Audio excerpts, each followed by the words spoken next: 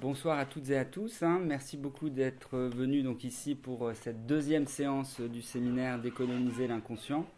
donc de la 4e année du séminaire Décoloniser l'inconscient. Et donc ce soir, je vais vous proposer une intervention que j'ai intitulée Ontologie de la noirceur et poétique de l'opacité, un défi écosophique.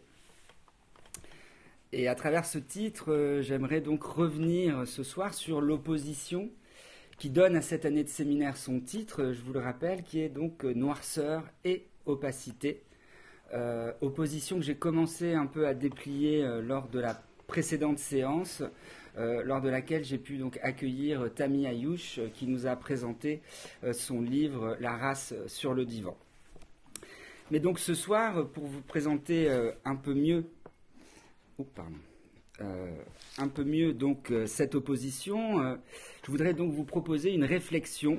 que je voudrais écosophique, au sens où Félix Guattari employait ce terme, une réflexion donc écosophique sur le racisme, c'est-à-dire une réflexion qui puisse nous aider à comprendre tant d'un point de vue de l'écologie mentale que de l'écologie sociale et environnementale, les raisons pour lesquelles nous assistons aujourd'hui, comme vous le voyez tous, à un retour aussi violent des formes les plus régressives du populisme, du nationalisme, du fanatisme religieux, en bref, un retour brutal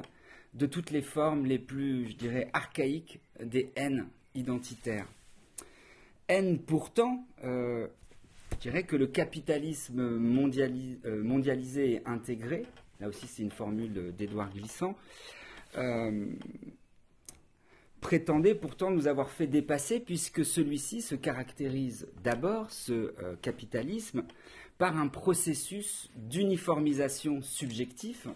qu'il impose à toutes les cultures, à toutes les identités, bref, à tous les êtres qui se retrouvent pris dans sa zone d'influence, désormais mondialisée. Mais c'était sans compter, je dirais, sur la brutalité avec laquelle ce mode de production, à l'instant même où il prétend intégrer dans son giron l'ensemble de l'humanité et des êtres vivants qui composent notre planète, eh bien, ne cesse d'en expulser une portion toujours plus grande, provoquant ainsi, à l'encontre même des discours pseudo-œcuméniques qui l'accompagnent dans son déploiement, une sorte de devenir nègre du monde, comme l'appelle Achille Mbembe dans son livre Critique de la raison nègre, c'est-à-dire un devenir qui ne cesse d'étendre à une partie toujours plus grande de la population mondiale la condition abjecte, horrible, inavouable, qui était celle des populations noires du temps de l'esclavage, à savoir une condition d'outils infiniment exploitables et n'ayant d'autre valeur, comme le dit très bien l'historien afrodescendant George Patterson, que celle de leur mort sociale, c'est-à-dire le fait justement que ces personnes n'aient plus aucune valeur sociale, que leur vie ne compte pas, qu'elles ne puissent pas même faire l'objet d'un deuil, pour reprendre cette fois une formulation de Judith Butler. Phénomène qui, en retour, explique sans doute en partie le retour de toutes les formes les plus archaïques de racisme que l'on voit refleurir aujourd'hui, et qu'il faut d'abord comprendre comme autant, à mon avis, de modes de défense contre ce devenir nègre qui menace toujours plus fortement l'ensemble des populations du Sud global, des populations minorisées du Nord global, mais aussi, depuis quelques décennies maintenant, d'une portion toujours plus grande des populations naguère en position de supériorité culturelle, économique et raciale, comme les populations blanches du Nord global, et qui se retrouvent donc dorénavant prises dans le mouvement d'abjection qui a emporté, donc, au temps de la traite négrière, puis du colonialisme, les populations noires, puis afro-descendantes. Retour du racisme que Félix Guattari, pour sa part, avait déjà annoncé dans son texte que vous avez ici, Les trois écologies, et qu'il se proposait justement de combattre en mettant en œuvre une pensée écosophique, donc une pensée qui puisse tenir ensemble les trois niveaux autour desquels se noue ce devenir nègre du monde et qui pourrait nous permettre d'éviter que celui-ci ne débouche sur une forme, comme il l'appelait, d'implosion barbare. Alors je vous rappelle ce que Guattari écrivait, je le cite, il dit « Rien dans ces domaines, donc les domaines de l'écologie mentale, sociale et environnementale, n'est joué au nom de l'histoire, au nom de déterminismes infrastructuraux. L'implosion barbare n'est nullement exclue. » Voilà ce qu'il nous disait, et voilà, je crois, ce qu'on est en train de constater aujourd'hui. Et faute d'une telle reprise écosophique, quel que soit le nom qu'on voudra lui donner, faute d'une articulation des trois registres fondamentaux de l'écologie, on peut malheureusement présager la montée de tous les périls,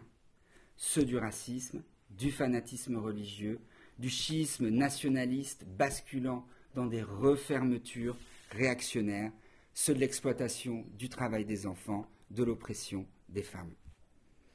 Implosion barbare, donc, que nous voyons se produire, c'était la fin de la citation, que nous voyons se produire en ce moment sous nos yeux, et que je voudrais donc essayer avec vous d'analyser ce soir à partir de l'articulation suivante. Alors j'aimerais dans un premier temps revenir ce soir pour donner plus de substance à cette idée de devenir nègre du monde que j'ai brièvement évoquée, sur un courant des études noires et des études critiques sur la race, encore mal connu en France, bien qu'extrêmement développé aux États-Unis, qui s'appelle l'afro-pessimisme. Et plus particulièrement sur l'idée qu'il défend selon laquelle le racisme anti-noir ne saurait être compris comme un racisme comme les autres, mais qu'il faudrait bien plutôt l'appréhender comme une forme ontologique, et j'y reviendrai, radicale de racisme, c'est-à-dire comme un point, au fond, de racisme absolu, indépassable.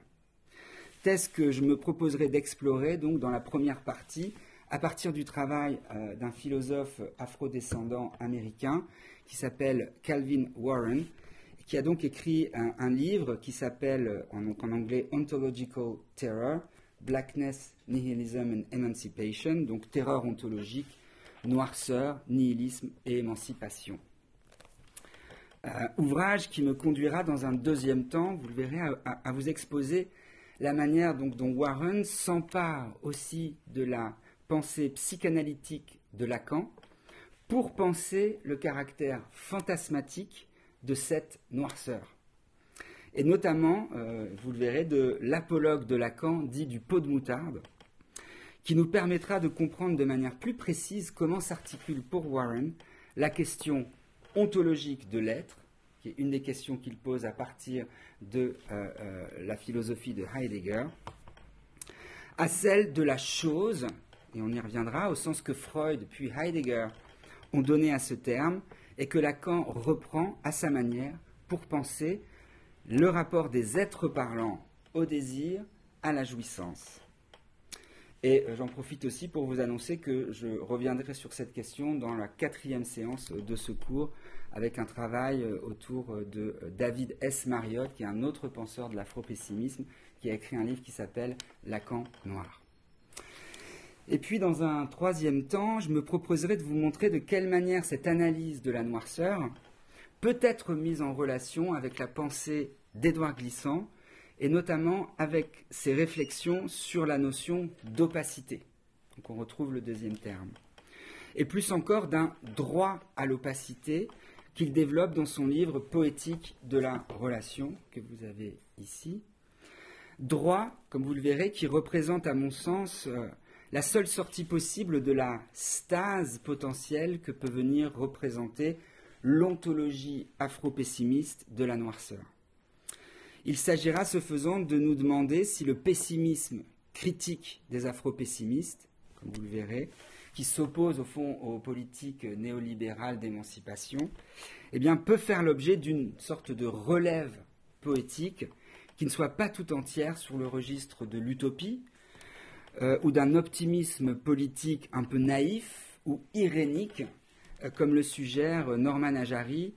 dans son dernier ouvrage que vous avez ici, qui s'appelle « Le manifeste afro-décolonial ». Et enfin, j'aurais voulu, mais ne vous inquiétez pas, je n'aurai pas le temps de le faire, mais je vous l'annonce parce que je présenterai cette partie un peu plus tard, en juin, au cours d'un colloque sur le travail de Deleuze et Guattari, vous montrer de quelle manière cette poétique glissantienne de la relation et du droit à l'opacité trouve en fait un prolongement politico-esthétique précieux dans le texte de Guattari, Les Trois écologies, mais aussi dans la collection de textes regroupés sous le titre « Qu'est-ce que l'écosophie ?» Texte qui prolonge, je crois, donc la thèse de Glissant sur le droit à l'opacité, mais qui surtout nous permet d'en penser les conditions de faisabilité, la praxis, en un certain sens, ainsi que les blocages ou dévoiements possibles. Autrement dit, les risques d'implosion barbare qui menacent à chaque fois qu'on veut faire bifurquer le devenir auquel on est exposé. Et donc penser ce risque d'implosion barbare justement dans le champ interconnecté de la subjectivité humaine, du politico-social et de l'environnement. Triple champ qui nous engagera donc à tenir ce pari qu'au-delà de cette ontologie de la noirceur, qui nous engage à nous soumettre à des, là je cite Guattari, à des pulsions de singularisation et de reterritorialisation qui ne trouvent aujourd'hui qu'une expression pathologique à travers la remontée des nationalismes, des tribalismes et des intégrismes religieux. Et nous pourrions au contraire apprendre à, et je cite encore Guattari, créer les conditions d'émergence d'un nomadisme existentiel. C'est la formule de Guattari, et vous verrez qu'il fait écho à la notion d'errance chez Glissant, qu'il oppose à la notion d'exil ou de voyage. Donc un nomadisme existentiel aussi intense que celui des Indiens de l'Amérique précolombienne et des aborigènes d'Australie. Alors, je commence donc sur la première partie à propos de l'afropessimisme. Alors, en guise de préambule à cette première partie, qui sera donc consacrée à ce courant afropessimiste, je voudrais vous proposer d'abord une vue panoramique de l'histoire des études noires, Black Studies, et des études critiques sur la race, afin que vous puissiez vous faire par vous-même une idée de la situation particulière, voire problématique, qu'occupe ce courant de pensée à l'intérieur du champ de ces études, donc des études noires et des études critiques sur la race. Puisque, comme je vous l'ai mentionné en fait lors de la première séance, l'un des enjeux de cette année de séminaire va consister à pouvoir, au fond, faire justice à la complexité et aux nuances qui traversent ces champs d'études, et notamment quant à la manière dont certains des penseurs de l'afro-pessimisme, comme justement Calvin Warren et comme David S. Marriott, que je présenterai à la séance 4, eh bien, comment est-ce qu'ils mobilisent cette notion de noirceur, non pas seulement en termes ontologiques, ni non plus seulement pour défendre, comme Norman Ajari, et vous le verrez, une forme de politique radicale séparatiste, mais aussi de quelle manière ils la mettent en relation avec le discours psychanalytique, et notamment avec les discours de Frantz Fanon et de Lacan. Mais bon, je n'en dis pas plus pour l'instant, parce que j'y reviendrai tout à l'heure. Alors, pour ce petit tour panorama des études noires et des études critiques sur la race. Alors, on peut dire que depuis sa création par W.E.B. Du Bois à la fin du XIXe siècle, eh bien, force est de constater que le champ des études noires et des études critiques sur la race est divisé par deux courants théoriques aux tonalités différentes. D'un côté, il y a, on pourrait dire, le camp des optimistes, c'est-à-dire le camp des humanistes qui croient aux promesses de la démocratie occidentale et qui considèrent que l'ensemble des discriminations dont souffrent les populations noires et afrodescendantes pourraient faire l'objet d'une réparation progressive. Et de l'autre, il y a le camp des pessimistes, c'est-à-dire le camp des penseurs et des activistes qui considèrent que le type d'oppression qu'ont subi et que continuent de subir les populations noires ne saurait être comprise, analysée et surtout réparée dans le cadre des politiques progressistes libérales. Position pessimiste qui, elle-même, historiquement, s'est toujours divisée en deux, avec d'un côté la position de ceux qui pensent que seule une politique nationaliste et séparatiste pourrait être à la hauteur d'un tel diagnostic critique, position qu'ont défendue pendant un temps une partie des Black Panthers, par exemple, et donc position que défend aujourd'hui Norman Ajari, notamment aussi dans son précédent livre intitulé Noirceur. Et de l'autre côté, la position des penseurs qui pensent qu'un tel constat critique implique au contraire de mettre en œuvre une nouvelle forme de militantisme politique que je serais tenté d'appeler pour ma part un militantisme écosophique ou relationnel, c'est-à-dire une forme d'activisme qui militerait pour une meilleure prise en compte au sein du champ de la politique des logiques fantasmatiques qui la fondent. Comme le propose par exemple Saidiya Hartman dans Scenes of Subjection, scènes de soumission, ou un autre penseur afrodescendant, Sheldon George, dans un livre qui s'appelle The Trauma of Race, un livre auquel j'ai déjà consacré une séance de séminaire au cours de la première année. Alors, prenant acte de cette division au sein de ces champs d'études, il va donc maintenant s'agir de comprendre, dans la suite de cette première partie de mon intervention, et plus généralement, vous le verrez dans la suite de ce séminaire de cette année, si ce qui fonde donc la position afro-pessimiste relève bien, comme Norman Ajari le soutient, d'une aspiration nationaliste et séparatiste noire, dont les tenants de l'afro-pessimisme d'aujourd'hui retrouveraient en somme enfin la radicalité, ou bien si leur pessimisme ne relèverait pas plutôt, comme moi je voudrais essayer de le soutenir, d'une compréhension nouvelle de la fonction psychique que joue la noirceur et le racisme qui y est attaché au regard du reste de l'humanité, et donc aussi d'un nouvel abord du racisme fondé sur une réflexion à la fois métaphysique, mais aussi sur une réflexion psychanalytique. Et donc, pour vous expliquer ce premier point, je vais vous proposer donc une lecture du livre de Calvin Warren, Terreur ontologique, dans lequel il nous explique la manière dont la noirceur vient, comme vous allez le voir, creuser un véritable abysse à l'intérieur même de l'infrastructure métaphysique de l'Occident. Alors, donc, Calvin Warren, noirceur et métaphysique. Alors, pour bien comprendre ce qui fonde la pensée afro-pessimiste, ce qui en fait sa spécificité, je crois qu'il faut d'abord réussir à comprendre en quoi et pourquoi pour la plupart de ces penseurs, le type de négativité que désigne pour eux la notion de noirceur, autrement dit le type de violence, d'injustice, d'humiliation, d'exploitation, d'aliénation, de discrimination que subissent les populations noires ou afrodescendantes aux États-Unis, mais aussi bien sûr dans le reste du monde, bien que similaires sur bien des points avec les types de violence et de discrimination que subissent d'autres types de populations minorisées ou racisées. On peut penser bien sûr aux populations subissant des discriminations sexuelles, comme les populations LGBTIQA+, mais aussi aux autres populations autrement racisées, comme les populations maghrébines en France, ou les populations Inca ou Maya au Mexique, ou bien encore aux populations pauvres, sous-éduquées ou surexploitées, ou aux populations en grande précarité physique ou mentale. Eh bien, pour les penseurs afro-pessimistes, il n'en reste pas moins que le type de discrimination que subissent les populations noires et afrodescendantes reste plus massif et plus fondamental. Pourquoi ? Eh bien parce que ces populations, à la différence des autres populations racisées ou minorisées, ont le triste privilège d'avoir été marquées par la traite négrière qui non seulement les a arrachées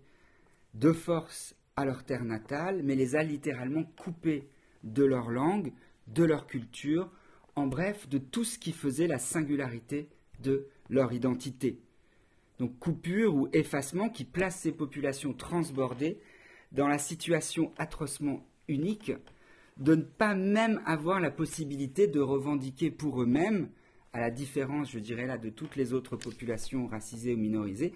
une culture ou un héritage vers lequel ils pourraient faire retour, et donc de mettre en place une plateforme commune pour pouvoir efficacement lutter pour leurs droits. Impossibilité donc qui fonde en retour ce pessimisme inaugural des afro-pessimistes, et que Calvin Warren, dans son livre Terreur ontologique, va s'efforcer d'abord de problématiser à partir de l'histoire de la métaphysique, et notamment à partir de celle qu'en propose Heidegger dans son célèbre livre Introduction à la métaphysique. Autrement dit, à partir de l'œuvre de celui qui a fait de la pensée de l'être et de l'ontologie qui en découle le signe même de la supériorité de l'Occident, pour ne pas dire de la supériorité de la langue et de la culture allemande, quant à la question de l'être, de la réouverture de sa question, mais aussi dans sa connexion secrète, comme on le sait maintenant, inavouable, avec l'Holocauste ignoble mis en œuvre par le régime nazi, au nom même justement d'une certaine idée de l'être, de son enracinement dans une certaine clairière de l'être, et de la réponse adéquate qu'il faut apporter à cette question de l'être. Question qu'entend justement reprendre à son compte Calvin Warren pour penser la noirceur, et notamment pour interroger ce qui sous-tend la célèbre formule « Black Lives Matter », formule que beaucoup de gens profèrent sans même se poser la question de savoir ce qu'une telle affirmation présuppose en tant que question de l'être pour avoir un sens. Voici ce que Warren écrit, je le cite. « Black Lives Matter est une déclaration importante, et cela non seulement parce qu'elle met en avant la question de la violence insoutenable faite au corps noir, mais aussi parce que cette question met au travail la philosophie elle-même.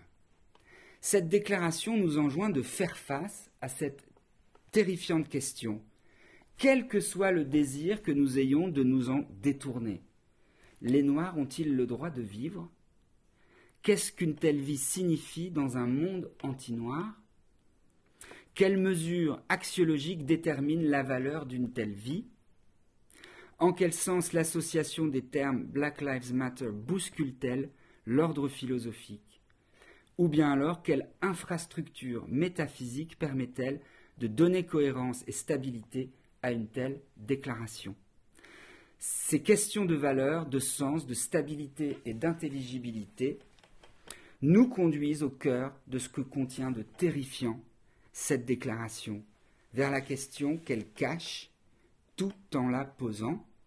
quel sol ontologique donne son élan à la déclaration. Fin de citation. Et Warren de répondre immédiatement à cette question en la situant dans l'horizon de ce qu'il appelle l'humanisme noir, c'est-à-dire dans l'horizon des penseurs afrodescendants, justement comme W.E.B. Du Bois, comme Richard Wright, comme James Baldwin et comme bien d'autres qui ont participé au mouvement des Civil Rights Movement et qui se sont efforcés de militer pour que les populations afrodescendantes puissent obtenir les mêmes droits que les populations blanches. Et qui sont donc partis, et on les comprend, de l'idée que les Noirs sont des êtres comme les autres, bien évidemment, même si, bien sûr, l'Occident ne les a bien souvent pas traités comme tels. Et Warren de poursuivre en disant, et Warren de dire par rapport à cette première réponse de l'humanisme noir, que cette réponse ne le satisfait pas, puisqu'au fond, elle ne fait que cacher pour lui la véritable question en jeu, à savoir celle qui consisterait à aller jusqu'à oser se demander, et là je le cite, si les Noirs sont en fait des êtres humains, et la noirceur peut-elle trouver un ancrage dans l'être de l'homme ? Voilà cette question insupportable. Question à laquelle Warren, pour sa part, répond cette fois par la négative, en plaçant les populations noires, non pas du côté de l'être, mais au contraire, comme on va le voir, du côté du vide. Voici ce qu'il écrit, je le cite, « La violence anti-noire est une violence contre le vide. Le vide qui déstabilise l'homme dans la mesure où il ne peut être ni capturé, ni dominé. Les Noirs permettent en ce sens à l'homme de s'enfermer dans un fantasme, celui de dominer le vide. En projetant le vide sous la forme d'une terreur du noir, l'homme cherche à dominer le vide en dominant l'être qu'il écrit barré, noir. Fin de citation. Éradication qui barre donc l'accès à l'être pour les populations noires et qui donne aux populations blanches, en retour, la possibilité de se servir de ces populations pour surmonter l'horreur que leur procure le vide. Et je vais déployer cette thèse. Ce qui revient aussi à dire que le type de négativité qui affecte leurs conditions est tel qu'elle ne saurait faire l'objet d'aucune relève humaniste, si la porte d'entrée de la question de l'être leur reste fermée. Et donc aussi d'aucune compensation politique, d'aucun optimisme militant. Puisque c'est un type de négativité qui nous conduirait plutôt aux limites même du paradigme humaniste, c'est-à-dire aux limites même de l'ontologie politique de l'Occident moderne, et de la promesse que cette ontologie était censée fonder pour tous. Voici comment Warren commente ce point. Il dit, et là il emploie le terme de nègre, qui est l'autre nom qu'il donne à cet être barré noir. Il dit, le nègre a été inventé ou enfanté par la modernité à travers ce qu'il appelle un holocauste onto-métaphysique qui a détruit les coordonnées de l'existence africaine. C'est le transbord. Le nègre n'est pas un homme, puisque l'être n'est pas même une question pour lui, mais devient, au lieu de cela, un équipement à portée de main, ce que Heidegger appelle un Zuhändenheit, ayant pour mission de soutenir l'odyssée existentielle de l'être humain. L'être barré noir est la preuve d'un meurtre ontologique, d'un onticide qui est irrévocable et irrémédiable. Voilà la thèse massive de l'afropessimisme. La condition de cette coupure permanente entre l'être barré noir et l'être avec une majuscule est ce que j'appelle, c'est Warren qui parle, l'excrétion de l'être. Donc qu'est-ce qui est expulsé de cette condition pour qu'elle puisse tenir et exister. Fin de citation. Autrement dit, alors que la question de l'être pour l'homme occidental émerge sur le fond d'une donation pure, d'un être jeté, dont l'ouverture garantit la vitalité, la fécondité, et là on pourrait dire envers et contre les formes de négativité auxquelles cet être peut être confronté dans son déploiement, l'être barré noir, en tant qu'être toujours déjà barré, ne saurait être inclus dans une telle ontologie,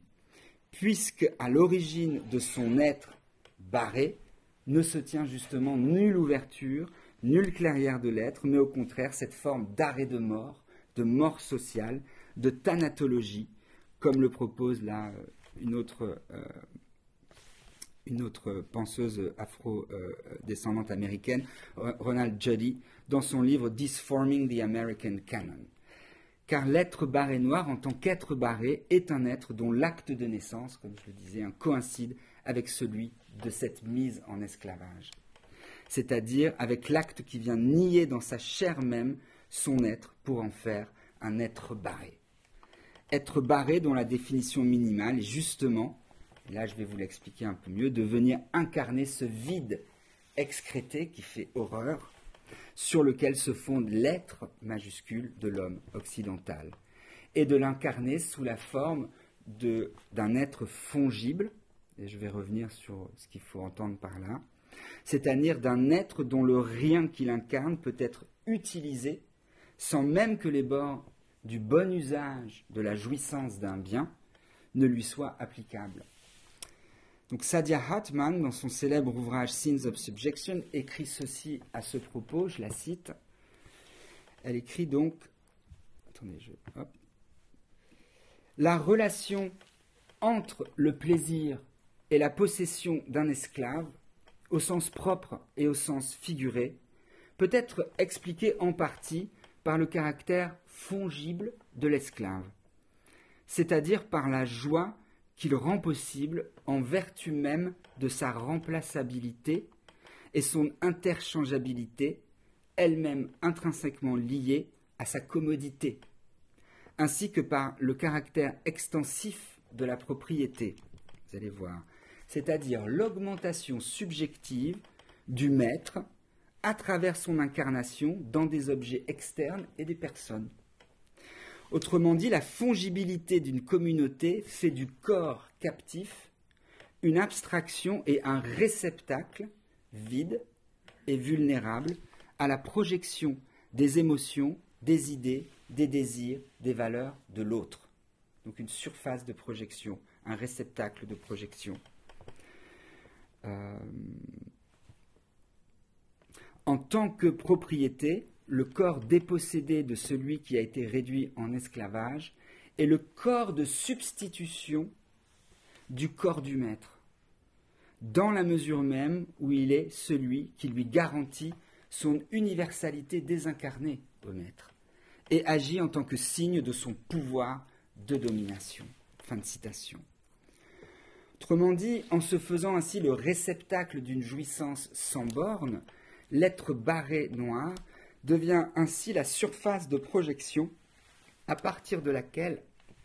l'être de l'homme occidental, bien loin de faire du vide qui le fonde, la source d'une ontologie du désir, et je vous dirai comment après, en fait bien plutôt le point de départ inavouable, horrible, de ce que Warren appelle, et là je vais déplier cette formule, un principe de plaisir sadique globalisé. Voilà ce qui mettrait en route cette ontologie de l'Odyssée occidentale, auquel répond, donc à ce principe de plaisir sadique globalisé, auquel répond dans le fantasme du maître sadique, comme on va le voir, une forme de jouissance masochiste de l'être barré noir, et on verra que c'est supposé et que c'est dans le fantasme du maître, c'est-à-dire une forme de jouissance qui à la fois vient signer le statut d'objet de l'être barré, en même temps que sa docilité à la pulsion sadique de l'autre. Alors je passe à mon temps 2, que j'ai intitulé « L'ontologie de la noirceur et l'apologue du pot de moutarde de Lacan ». Alors pour vous expliquer maintenant comment fonctionne ce principe de plaisir sadique globalisé, qui fait s'équivaloir l'être noir au vide qui constitue comme un point d'horreur à l'intérieur de l'ontologie occidentale, je vais maintenant revenir sur cet apologue du pot de moutarde que Jacques Lacan propose dans son séminaire 7, l'éthique de la psychanalyse, et qu'il reprend ensuite dans son séminaire 10, l'angoisse. Apologue à travers lequel Lacan s'efforce de nous donner une image de ce qu'il nomme, en référence à Freud d'abord, puis à Heidegger, la chose, ou bien encore, pour le nommer par son terme allemand, das Ding, et que convoque aussi Calvin Warren pour penser justement ce fonctionnement du principe de plaisir sadique globalisé, à partir duquel peut se comprendre l'être noir barré, et plus globalement ce que je vous décrivais en introduction comme devenir nègre du monde, dont nous parle Achille Mbembe, donc dans son livre Critique de la raison nègre. Alors cette chose, eh bien, commençons par la définir dans le cadre de l'œuvre freudienne. La chose dans l'œuvre freudienne est, pour rester simple, ce qui nous semble à jamais perdu, mais qui guide pourtant toute notre vie amoureuse et sexuelle, en tant que nous cherchons en permanence à la retrouver. La chose, autrement dit, désigne ce qui, au niveau du principe de plaisir, nous fournit le modèle inconscient d'une satisfaction totale qui ne cesse pourtant de nous échapper. Ou bien encore, pour reprendre cette fois une expression de Lacan, cette chose est ce qui cause notre désir, c'est-à-dire ce qui nous rend un objet désirable, non pas tant par les qualités réelles propres que peut avoir cet objet,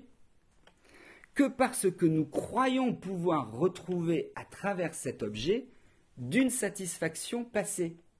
Donc là, vous voyez, tout de suite de quelle manière s'ouvre la possibilité d'une surface de projection. Autrement dit, la chose est ce qui fait que dès que nous cherchons dans la réalité des moyens de nous satisfaire, nous sommes sans cesse amenés à potentiellement halluciner la réalité. Cette chose est ce qui nous porte constamment à retrouver dans un réel halluciné des modes de satisfaction. Or, relativement à cette chose, que nous apprend l'apologue du pot de moutarde qu'élabore pour ses élèves Lacan? Eh bien, cet apologue, comme je voudrais maintenant vous le montrer, va nous permettre de comprendre comment s'élabore, comme l'écrit Nicolas Dissès dans son livre, justement, Les apologues de Jacques Lacan, que je vous recommande, un livre tout à fait excellent. Il dit donc comment s'élabore, je le cite, la dialectique instaurée par cet objet essentiel, ce Das Ding, cet objet essentiel à notre existence, mais toujours manquant. Fin de citation. Apologue donc construit Lacan en partant d'abord de ce que Heidegger dit, lui, de la chose, de ce qui en constitue pour lui son essence. Pour autant qu'Heidegger prend justement comme objet privilégié de ses méditations, non pas, comme Lacan, comme on va le voir, un pot de moutarde, mais un vase. Vous voyez donc la même chose, un contenant. Et Heidegger écrit ceci à ce propos, je le cite, « Ce qui fait du vase une chose ne réside aucunement dans la matière qui le constitue, mais dans le vide qui contient. » Vous voyez que l'essence de la chose devient le vide. Et le vide en tant qu'il va accueillir la chose, c'est-à-dire cette recherche de satisfaction inconsciente. Vide qui va également désigner pour Lacan ce que le pot contient de plus essentiel, dès l'instant qu'il s'agit de comprendre en quoi et comment ce pot ou ce vase peuvent devenir donc le contenant de la chose au sens freudien du terme, autrement dit le contenant d'une recherche infinie de satisfaction. Mais à cette caractérisation de la chose freudienne par l'intermédiaire du vase heideggerien, et plus encore par celui du vide que les parois matérielles du vase viennent faire exister, Lacan va ajouter une seconde définition, à savoir celle qui rapproche cette image du vase, et plus encore du vide que contient ce vase, de la notion pour lui de signifiant. Et je vais détailler. C'est-à-dire, non seulement la définition qu'il faut donner à ce terme en linguistique, en opposition au terme de signe, qui a directement un sens, parce que comme vous le verrez, le signifiant d'abord renvoie à un vide de signification et pas à un sens plein, comme une étiquette qu'on poserait sur un objet, mais aussi en tant que le signifiant, justement, est pour Lacan ce qui représente le sujet pour un autre signifiant. Et donc la reconnaissance des sujets se fait par l'intermédiaire de ce signifiant qui lui-même renvoie à un vide, donc à ce vase qui peut être rempli par les projections de satisfaction. Alors voici ce que nous dit Lacan à ce propos, je le cite. « Je veux simplement vous tenir aujourd'hui à la distinction élémentaire, dans le vase, de son usage ustensile et de sa fonction signifiante. S'il est vraiment signifiant, si c'est vraiment le premier signifiant façonné des mains de l'homme, le vase, il n'est signifiant dans son essence de signifiant de rien d'autre que de tout ce qui est signifiant, autrement dit de rien de particulièrement signifié. Je vais l'expliquer. Autrement dit, ce qui intéresse Lacan dans l'image du vase et du vide qu'il contient, c'est d'abord et avant tout la valeur et le statut qu'il faut conférer à ce vase en tant que signifiant premier, c'est-à-dire en tant que ce vase ne serait pas seulement une création technique permettant de conserver un certain liquide en vue d'améliorer le quotidien de l'homme, autrement dit le vase comme ustensile, pour rester chez Heidegger, comme outil, comme objet technique venant constituer le monde humain, mais bien plutôt le vase comme faisant métaphore de la nature même des mots qui composent le langage, pour autant que ces mots ne fonctionnent pas simplement comme des étiquettes qu'on viendrait apposer sur les choses, mais que ces mots se caractérisent d'abord par le fait qu'ils renvoient à un vide. Et de la même manière, de quelle manière ce signifiant va créer un vide à l'intérieur de l'homme qu'ils viennent désigner. Ce qui conduit Lacan à ajouter,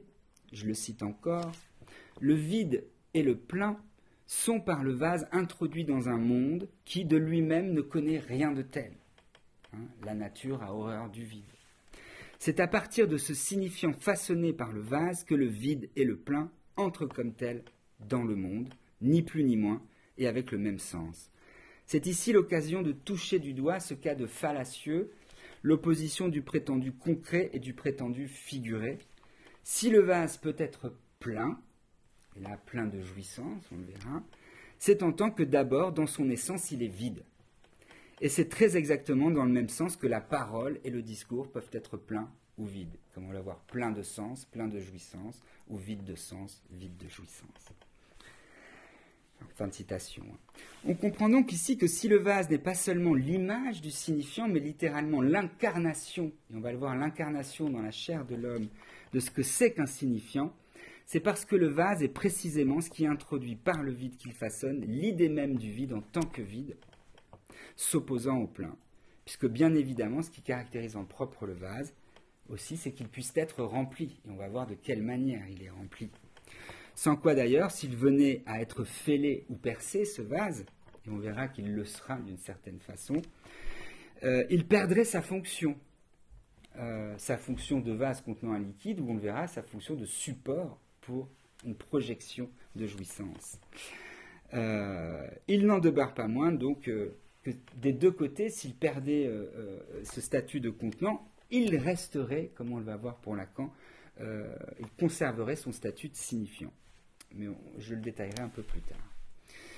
Mais pour l'heure, disons que 3 années plus tard, au cours de son séminaire 10, l'angoisse, Lacan fait encore retour à cet apologue du pot de moutarde pour le réinscrire dans la tripartition canonique qui structure son enseignement, savoir celle du symbolique, du réel et de l'imaginaire, en faisant remarquer à ses auditeurs qu'un pot ou qu'un vase, même quand il est fabriqué en série, n'en reste pas moins unique, tout comme dans l'expression « à la guerre comme à la guerre », où les deux signifiants guerre, bien qu'identiques dans leur forme sonore, le signifiant guerre, n'en reste pas moins unique de par la position qu'ils occupent l'un par rapport à l'autre. Ce n'est pas parce que le mot guerre a un sens que dans cette phrase, les deux termes, en tant qu'ils sont articulés ensemble, prennent un autre sens. Autrement dit, le pot, dans sa matérialité formelle, désigne dans le vocabulaire de Lacan le registre du symbolique.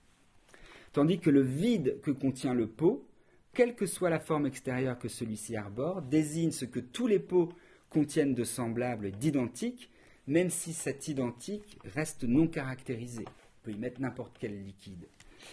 Vide qui fait donc aux yeux de Lacan la dimension réelle du pot. Donc la dimension aussi, vous le verrez, de la jouissance. Et enfin, pour Lacan, c'est dans l'acte de remplir le vide que se situe la dimension imaginaire du pot. Là où le vide se remplit de sens, se remplit de jouissance. Là où il se fait justement le support pour la projection d'un fantasme. Partant de là, j'aimerais maintenant en venir à la manière dont Lacan se ressaisit de cette triple dimension du pot pour non seulement tenter d'illustrer les rapports des êtres parlants au désir et à la jouissance, en tant que cette jouissance se rapporte d'abord pour lui à la question de la différence sexuelle. Car c'est là, à mon sens, que l'apologue va nous intéresser au plus haut point, puisque, comme vous allez le voir, Lacan le connecte donc aux différentes positions sexuées en tant qu'elles se rapportent au vide que contient le pot, qui tantôt peut devenir le récipient, donc la surface de projection d'un fantasme projeté, là vous allez voir, comme c'est le cas dans la position dite féminine, et tantôt comme un vide abritant une angoisse de castration, comme c'est le cas, et ce sera très important, dans la position dite masculine. Connexion qui, comme je vous le montrerai, n'est pas sans rapport avec la question qui nous occupe aujourd'hui, à savoir celle du racisme anti-noir, puisque c'est une question qui engage justement le rapport de l'être blanc ou masculin dominant, au sens que prend le vide pour lui, c'est-à-dire à la terreur ontologique à partir de laquelle lui est révélée sa potentielle castration. Et ce sera d'ailleurs à cette conjonction précise que nous retrouverons dans quelques minutes les réflexions de Warren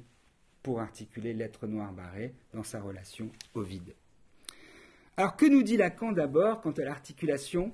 qu'il entend établir entre peau, vide, désir et jouissance? Bien, Lacan commence par nous dire donc que pour l'homme, et là c'est l'homme masculin, c'est-à-dire pour celui qui est le porteur du phallus en tant qu'organe, là que corps, qu'organe soumis à la condition de détumescence, le vide central du pot se voit assimilé au moins fantasmatiquement à la castration, autrement dit à la place que le phallus laisse vide quand il est manquant, quand il est détumescent, quand il est en période réfractaire. Ce qui conduit Lacan à dire, je le cite, « Notre honnête petit pot des premières céramiques, identifions-le à moins phi ». Et c'est comme ça que Lacan note la castration. C'est le pot de la castration. Fin de citation. Alors que du côté femme, qui soit dit en passant, c'est Lacan qui parle, se présente à l'homme dans son fantasme sous l'image d'un pot contenant un vide qui lui-même est censé contenir l'objet de son désir, donc la chose, que Lacan nomme dans son séminaire 8 l'objet agalma, eh bien ce vide du côté dit femme, loin de désigner donc le lieu d'une castration potentielle, semble au contraire être immédiatement pris d'abord dans la problématique anxieuse de l'homme vis-à-vis de sa castration. Et cela pour autant, si je puis dire, que la femme peut alors tantôt se porter au secours ou à la rescousse de cette angoisse masculine de castration en acceptant de se prêter au jeu de la mascarade féminine, comme l'appelle John Rivière, et de venir ainsi incarner pour l'homme le phallus, c'est-à-dire cet objet à la fois brillant et docile, lui permettant à l'homme de soutenir sa tenue phallique, à lui, ou au contraire, la femme peut aussi choisir de ne pas se prêter à ce jeu de projection, et en venir ainsi à redoubler l'angoisse de castration masculine en le renvoyant à son vide. Ce que, à mon sens, les incels aujourd'hui, les involuntary celibates, nous laissent voir en toute clarté quand ils expriment leur haine des femmes, et tout particulièrement, on pourrait dire, des femmes féministes, qui les forcent à se confronter à leur propre vide. En fait, ils sont enragés de voir que le système hétéropatriarcal et colonial n'assure plus la soumission docile de toutes les femmes venant boucher leur angoisse de castration. Et c'est ce qu'on peut voir aussi, je crois, aux États-Unis par ce retour massif du virilisme, en fait, à partir comme un backlash par rapport à l'ensemble des gains qui avaient été acquis jusque-là. Alors bien sûr, moi je n'aurai pas le temps ce soir d'entrer dans tous les détails des formules de la sexuation de Lacan, ce n'est pas mon propos. Formules à partir desquelles il se propose de cartographier l'ensemble des possibilités logiques à travers lesquelles ces deux types de rapports au vide et à la castration peuvent s'articuler. Mais il me semblait important d'en signaler la nature non symétrique. Car celle-ci me semble faire justement directement écho à la manière dont les penseurs afro-pessimistes, et notamment Calvin Warren, entendent remobiliser les réflexions de Lacan pour penser justement le rapport de l'être, avec une majuscule blanc, à l'être barré noir. Puisque ce qui caractérise en propre cet être barré noir, c'est d'avoir justement, comme je le disais, à venir incarner dans sa chair le vide contenu dans le pot blanc, pour autant que ce vide fait signe vers une possible castration qui provoque dans cet homme blanc et dominant du maître, censé être dominant et tout-puissant, une forme d'horreur, l'horreur d'une castration à venir, que jusque-là, seul le fantasme projeté sur le corps noir pouvait mettre à distance. Autrement dit, l'être barré noir, dans le raisonnement de Warren, semble se tenir à la même place que l'être de la femme dans les formules de la sexuation lacanienne, c'est-à-dire à la place de l'être ayant à incarner le fantasme de l'autre, sous peine de susciter sa haine, sa misogynie, son racisme congénital. Même si il faut ajouter à cela que l'être barré noir à la différence de l'être des femmes, n'est pas seulement une surface de projection pour un fantasme de brillance, pour un objet agalma, mais au contraire une surface de projection pour des formes de jouissance inavouables, obscènes, dégoûtantes, que Lacan inscrirait plutôt du côté de l'objet paléa, c'est-à-dire de l'objet déchet, et non pas de l'objet brillant, dont l'être blanc se débarrasse, cet objet paléa, en venant le déposer tout en le cachant dans l'être barré noir. Voici ce que Warren écrit à ce propos, je le cite. Lacan fournit une approche heuristique pour comprendre le corps noir comme le vase qui donne forme à l'informité du vide. Le corps noir contient ce vide, un vide qui lui est projeté. C'est l'holocauste métaphysique que le nègre doit endurer, une terreur et une annihilation sans fin qui se poursuivront aussi longtemps que le monde métaphysique existera. En revenant à Lacan, nous pouvons suggérer que l'holocauste métaphysique est l'instanciation globale d'une demande qui poursuit sans relâche son objet impossible, l'éradication du vide. Fin de citation. L'holocauste métaphysique donc que subit continuellement cet être barré noir serait donc à comprendre pour Warren comme la conséquence directe de l'incapacité dans laquelle sont l'ensemble des hommes blancs appartenant au Nord global de faire face au vide que chacun d'eux contient en tant qu'être parlant. Et plus encore, l'effet de suture que produit la projection de leur fantasme sadique et raciste sur les corps noirs vis-à-vis de leur propre angoisse de castration. Autrement dit, et là pour synthétiser un peu cette partie, le sujet blanc, masculin, occidental, hétéropatriarcal serait d'autant plus raciste qu'il serait d'autant moins capable de faire face au vide qui le hante en tant qu'être parlant, et les corps noirs seraient d'autant plus privés d'être qu'ils se verraient fixés à la place odieuse, abominable, d'avoir non seulement à incarner le vide refoulé, rejeté ou fort clos par les hommes blancs, mais qu'ils devraient en plus pouvoir l'incarner sous la forme d'un objet à la fois docile, naïf, bienveillant et reconnaissant. En bref, un objet qui jouirait d'une manière masochiste de son objectification, tout comme les femmes sont censées, tout au moins dans le fantasme des hommes, jouir d'une manière masochiste de leur position. Jouissance masochiste projetée par les hommes blancs sur les corps noirs, qui peut se voir, par exemple, dans les illustrations issues de l'ère post-esclavagiste américaine que commente Calvin Warren dans son livre, et notamment celle intitulée, qui s'appelle Dark Artillery or How to Make the Contraband Useful, donc l'artillerie noire ou comment rendre la contrebande utile. Une illustration qui a été publiée en 1861 dans le journal Frank Leslie Illustrated Newspaper. Je vous la montrerai peut-être tout à l'heure. Une illustration dans laquelle on peut voir des hommes noirs utilisés par des soldats blancs comme des armes ou comme de simples porteurs d'armes, c'est-à-dire comme des êtres venant incarner la vision d'horreur décrite par Heidegger dans son célèbre texte sur la technique, c'est-à-dire des êtres dans lesquels la technique et la chair se mêlent en une seule substance, vidée intégralement de tout contenu spirituel,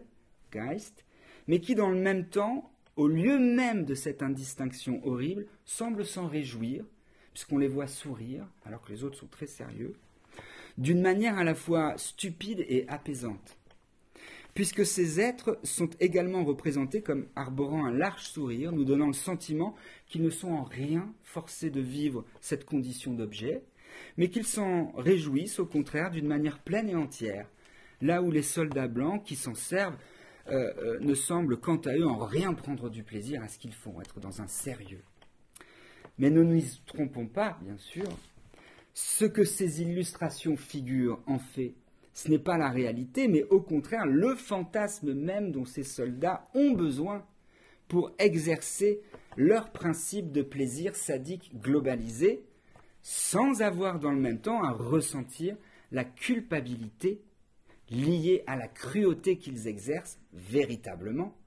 envers les êtres barrés noirs qu'ils ont transformés en machines, en outils, en objets.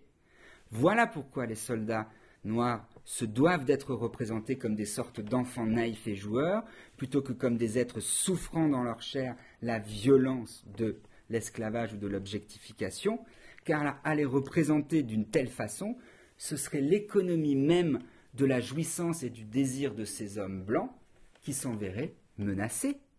voire subvertis de l'intérieur, puisqu'une telle réaction les renverrait au vide intérieur qui les hante et qu'ils se refusent à confronter directement. C'est donc ici la place et la fonction qu'occupe et que joue le fantasme dans l'économie psychique blanche que s'efforce d'analyser Warren,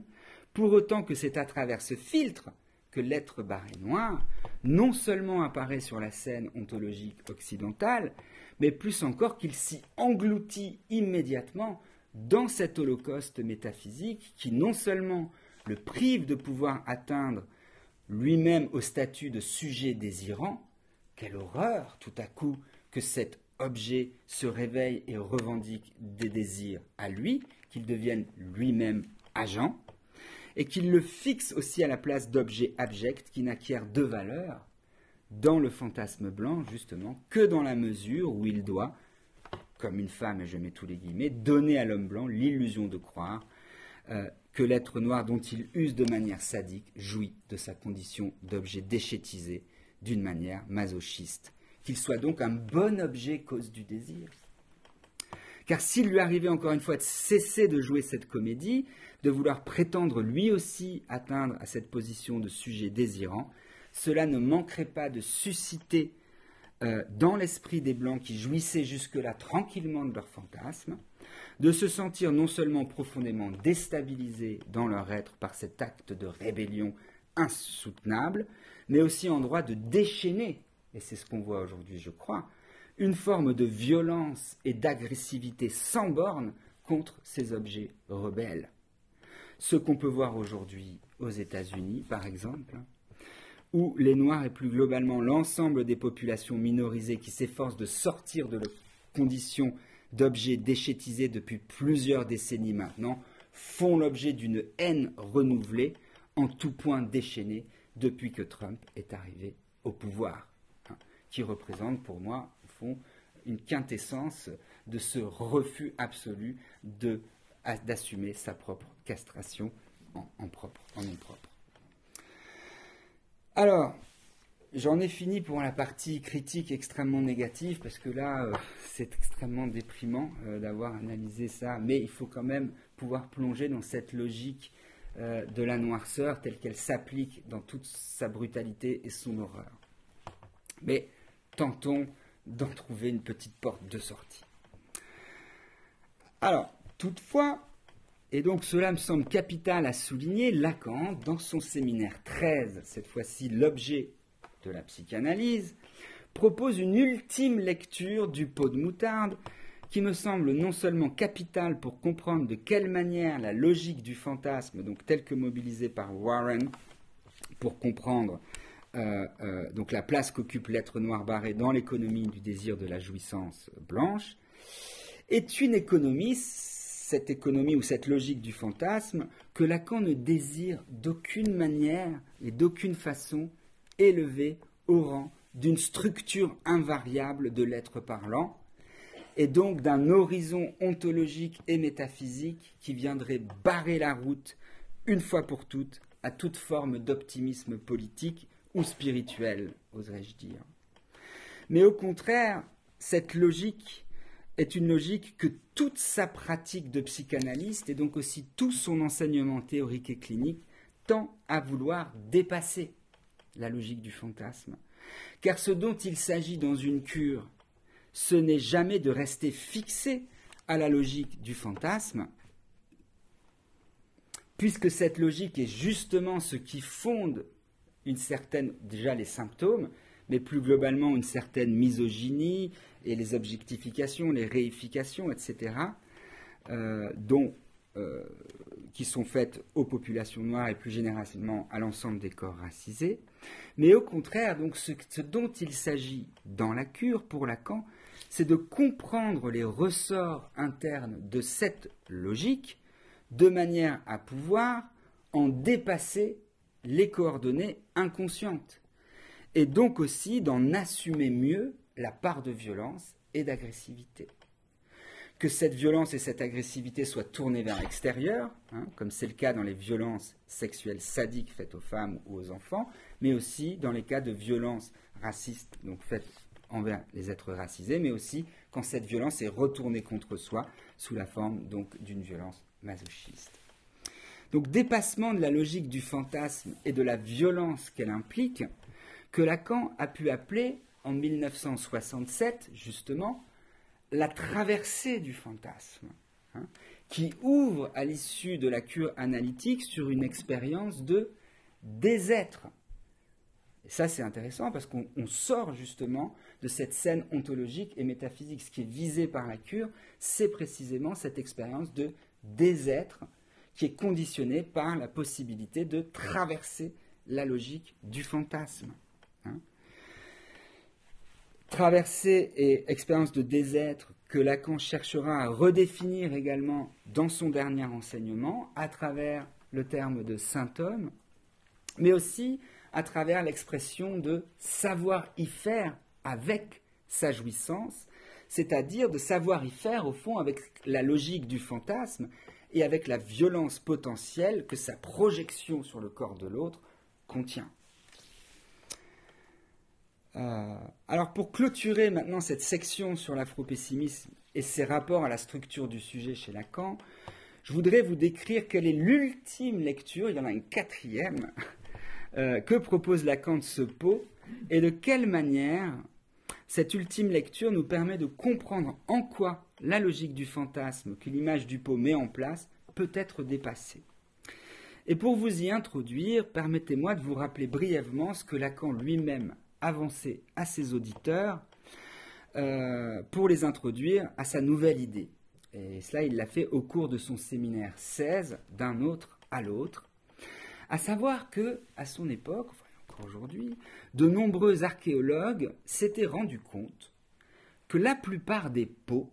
et des vases qui étaient déposés dans les sépultures,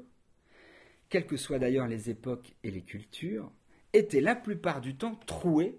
en leur fond. Ce qui les rendait, c'est intéressant, inutiles, impropres à accomplir leur fonction. Et donc, de ce fait, moins désirables, ce qui en retour prémunissait ces sépultures de tout risque de profanation, puisque ces objets n'étaient tout simplement plus bons à rien, à accueillir cette jouissance. Voici comment Lacan décrit ce point dans son séminaire, donc 16, d'un autre à l'autre. Je le cite. Le pot est troué, dit-on, en hommage au défunt, et pour que le vivant ne puisse pas s'en servir. Bien sûr, c'est une raison, mais il y en a peut-être une autre, à savoir que le pot est fait pour produire ce trou. Pour que ce trou se produise, c'est ce qu'illustre le mythe des Danaïdes. C'est le pot impossible à remplir. Fin de citation. Ainsi donc, pour Lacan, ce n'est pas tant le pot dans sa matière, ni le vide que ce pot contient, ni non plus le sens fixé d'un fantasme venant le remplir, qui fait le propre de l'être du signifiant et donc de l'être de l'homme ou de l'être parlant, mais bien plutôt le trou qui l'empêche d'être rempli, puisque ce trou est ce qui désigne au mieux pour Lacan l'éternelle fuite du sens, et donc aussi l'impossibilité dans laquelle les êtres parlants se trouvent de pouvoir remplir le vide contenu par le pot par un quelconque fantasme, que ce fantasme soit sexuel ou raciste,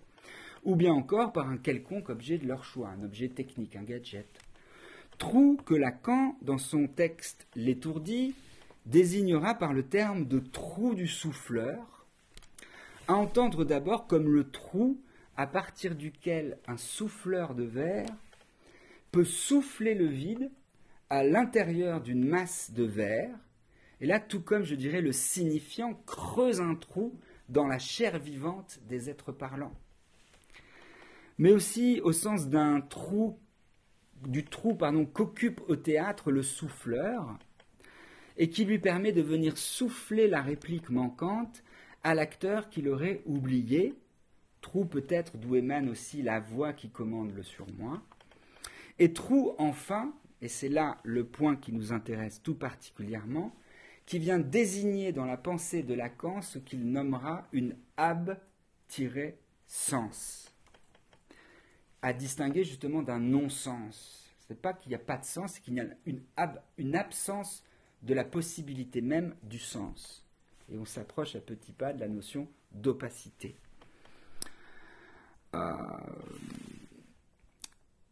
Une absence. Autrement dit, donc, un point dans l'économie signifiante à partir duquel la possibilité même du sens et donc de toute forme d'ontologie s'effondre pour laisser place à autre chose, à ce que Lacan nomme, là je le cite, la vie éternelle du pot.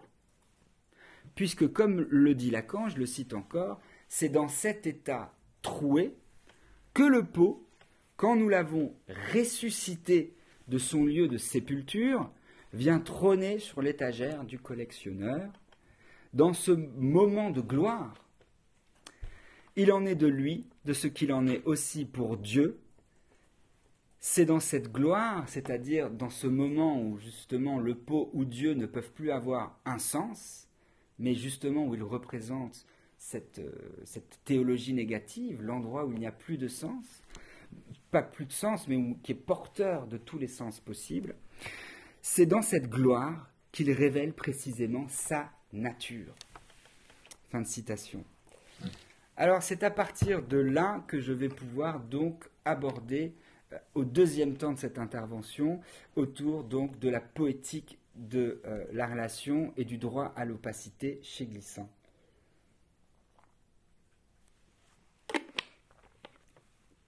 Car c'est, me semble-t-il, en direction de cette gloire, de cette vie éternelle du pot, c'est-à-dire du pot troué, nous livrant à une éternelle fuite du sens, que nous invite à nous tourner Édouard Glissant dans sa poétique de la relation, pour penser non plus seulement la noirceur dans sa raideur ontologique, mais l'effet d'opacité, peut-être absence, que génère dans cette noirceur, dès l'instant que celle-ci se voit trouée en son fond. Car cette poétique, comme on va le voir, est une poétique qui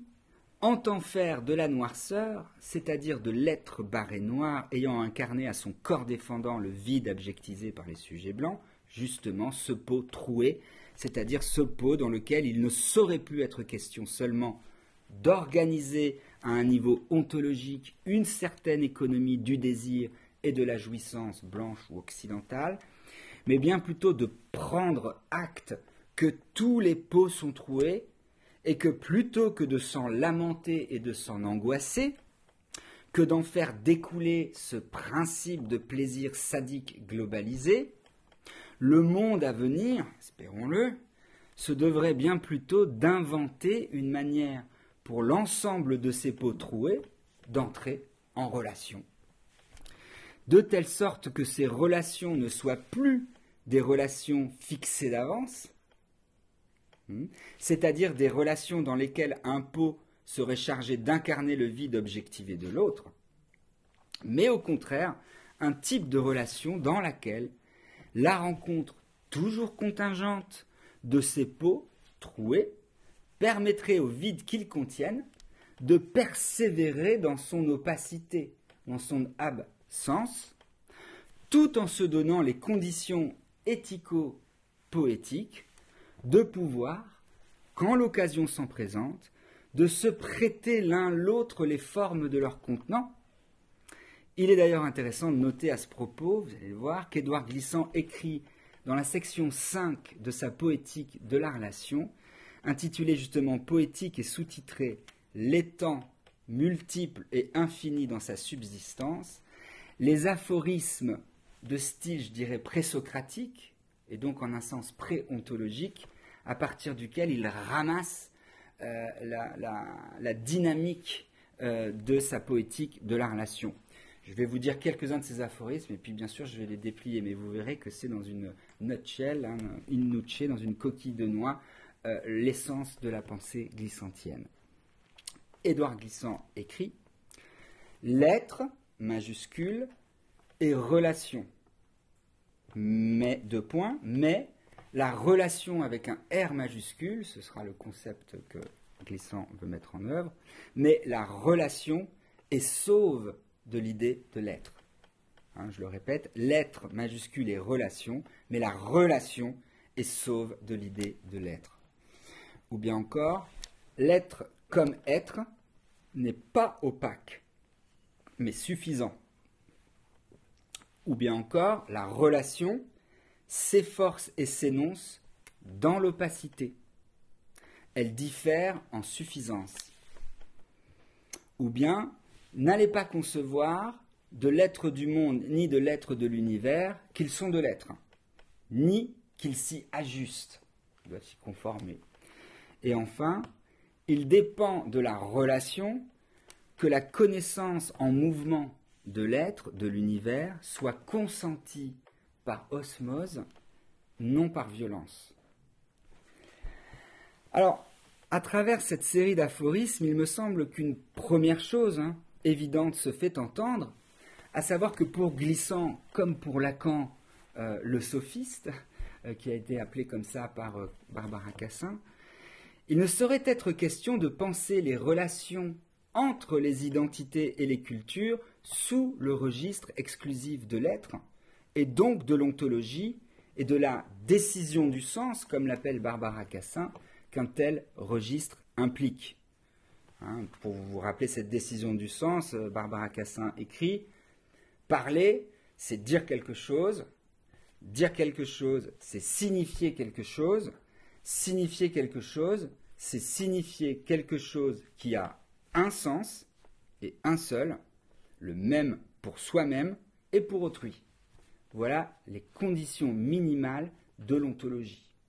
sans quoi on est dans l'équivocité. Or, un tel registre de sens, pour Glissant, implique nécessairement une forme de suffisance, voire d'autosuffisance du dire, qui contredit à l'idée même de relation avec une majuscule, et donc aussi à l'opacité que cette relation induit. Si tant est bien sûr que par relation, justement, nous ne voulions pas désigner des modalités de rapport logique entre des termes dont l'identité précéderait leur mise en relation, mais au contraire que par relation nous entendions ce qui précède logiquement et conditionne la définition mutuelle des termes mis en rapport. Donc on ne part pas de deux termes pour dire qu'on les articule logiquement, mais la rencontre, la relation des deux termes va venir impacter la définition et l'identité de chacun des termes. Ce que Lacan, pour sa part, lui formulait en disant « il n'y a pas de rapport sexuel », c'est ça qu'il voulait dire, à entendre comme « il n'y a pas de rapport sexuel au sens logique du terme », c'est-à-dire entre des termes qui auraient leur essence sexuée définie par avance, avec l'homme, la femme, etc. Et ce qui, à mon sens, pourrait également se réécrire dans le cas de l'afropessimisme par un « il n'y a pas de rapport de race », à entendre comme un « il n'y a pas de rapport de race réglé par la logique du fantasme que met en œuvre le principe de plaisir sadique globalisé. Mais il y a, et il n'y a seulement, que des êtres à l'identité opaque en relation au sens où Glissant définit ce terme. Glissant écrit à ce propos « On ne saurait soutenir que chaque culture particulière constitue un élément premier parmi tous ceux qui sont mis en jeu dans la relation majuscule, puisque celle-ci définit les éléments ainsi joués en même temps qu'elle les émeut, c'est-à-dire au sens d'émouvoir, qu'elle les change. ni affirmer que chaque culture est uniment connaissable dans sa particularité, puisqu'on ne discerne pas sa limite propre dans la relation majuscule. Fin de citation. Mais plutôt que d'en rester à un niveau donc purement spéculatif, dans lequel nous pourrions nous perdre, je voudrais maintenant vous proposer un parcours que je vais m'efforcer de garder bref, à l'intérieur de la poétique de la relation glissantienne, afin de vous montrer de quelle manière Glissant se propose d'écrire une histoire des différentes poétiques, mythiques, épiques, tragiques, classiques, baroques, modernes, des filiations à travers lesquelles les différents peuples du monde, les différentes cultures qui ont existé au cours de l'histoire, se sont proposés de se dire, c'est-à-dire de s'inventer une légitimité à occuper un lieu et un territoire, à travers des livres collectifs du sacré, dans lesquels ces peuples, ces cultures, ces identités tentent de se donner une consistance. Consistance mythico-politique, donc, qui permet en retour de mieux comprendre, je crois, les enjeux poético-ontologiques, pourrait-on dire, que je viens de vous décrire dans les paragraphes précédents. Autrement dit, ce qu'il va s'agir de comprendre maintenant, c'est la manière dont la poétique s'articule à la question de l'ontologie dès l'instant que cette poétique engage le destin politique des peuples. Et plus encore, de quelle manière cette question engage en fait pour Glissant, et comme on va le voir, une pensée de l'errance et non pas de l'enracinement. Et on verra aussi qu'il le distingue de la pensée de l'exil, et qui elle-même implique cette pensée de l'errance, ce qu'il va appeler donc un droit à l'opacité. Mais avant d'en arriver donc à l'énoncé de ce droit à l'opacité, je voudrais commencer par revenir au préambule que Glissant a cru bon d'ajouter à l'histoire des poétiques, des filiations qu'il entend décrire et à la fois aussi contester. Préambule que Glissant a intitulé La barque ouverte, et on va revenir sur le point de départ de l'afropessimisme, et dans lequel il tente de décrire avec ses mots de poète l'expérience des gouffres qui a marqué pour les populations noires l'ouverture de leur destin moderne. Et vous allez le voir qu'il va le décrire non pas en termes d'une fixation à une noirceur ontologique, mais comme justement la possibilité d'une nouvelle poétique. Car c'est bien à partir donc de ce gouffre, ou de ces gouffres de l'esclavage, qu'il convient d'aborder la question de la manière dont les peuples africains en particulier ont fait l'objet donc d'une violence qui en quelque sorte vient les situer à un point de non-retour, à un point de zéro absolu dans l'histoire même des peuples du monde.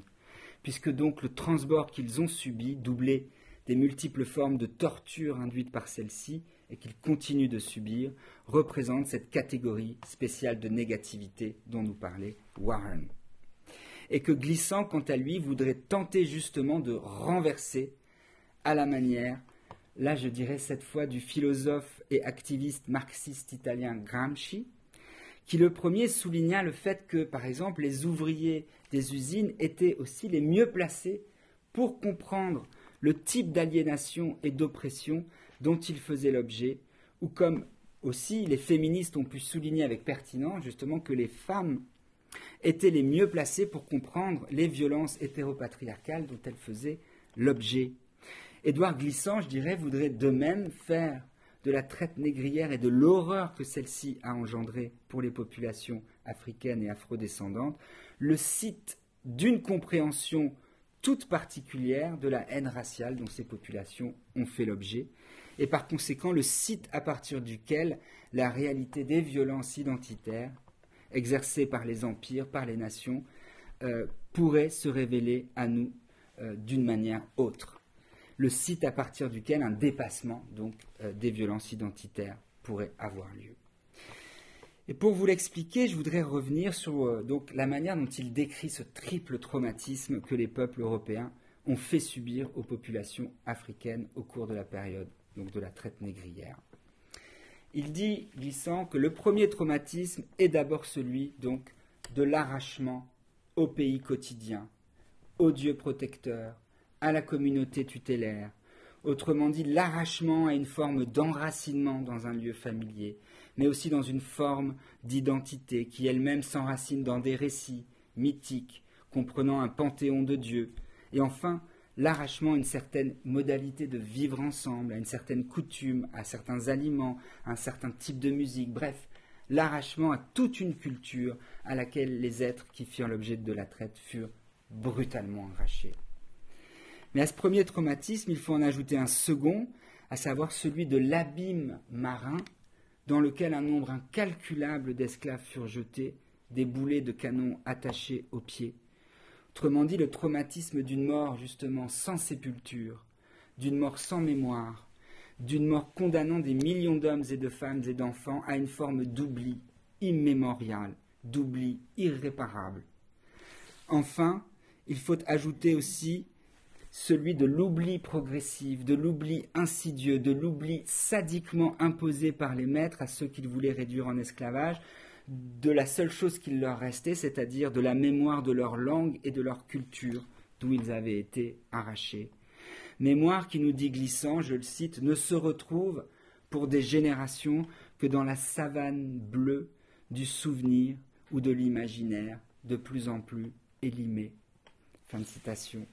Triple traumatisme donc, dont est pourtant sorti, c'est le point de Glissant, quelque chose d'absolument neuf, d'absolument nouveau,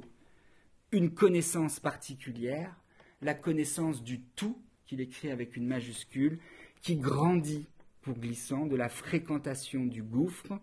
et qui, dans le tout, libère le savoir de cette relation avec une majuscule.